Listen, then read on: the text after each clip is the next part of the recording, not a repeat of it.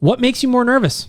Spending a bunch of assets on a big swing at the trade deadline or finishing the day with only a few minor tweaks? Well, the second one, because at least you go down swinging if you're going to go down this year. I'd rather lose in the second round with O'Reilly and a defenseman and Noel Achari than I would losing in the second round and then sitting here in the middle of May being like, why didn't we go all in? Why didn't we give the Oilers a little more? You at least got to give this group a chance. Rick?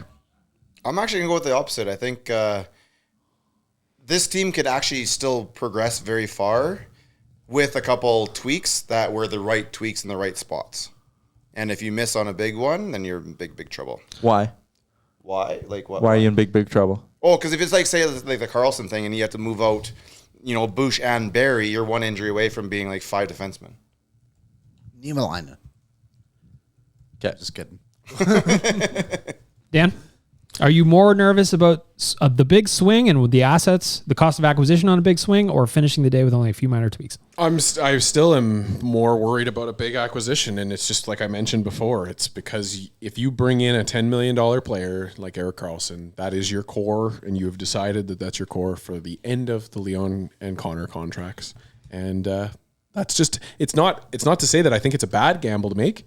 I just think that that's a tough it's a tough pill to swallow as a fan, and so it makes me more nervous to have that big acquisition and big move, possibly jumble the lineup for a couple of years too.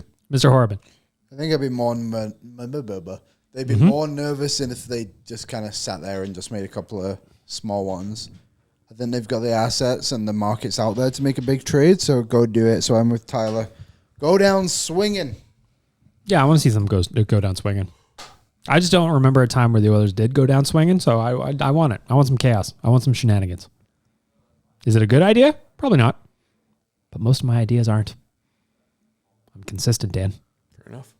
Weather, once again, the report looking great. I see when every time I'm next to you on the craps table, you're very consistent. You're very, 5 here, 10 there, the minimum table. Obviously, you're not throwing down 100 on one big one just because you want to win that big one. You're spreading it out nicely. I am Mr. Consistency, aren't I? Mm-hmm.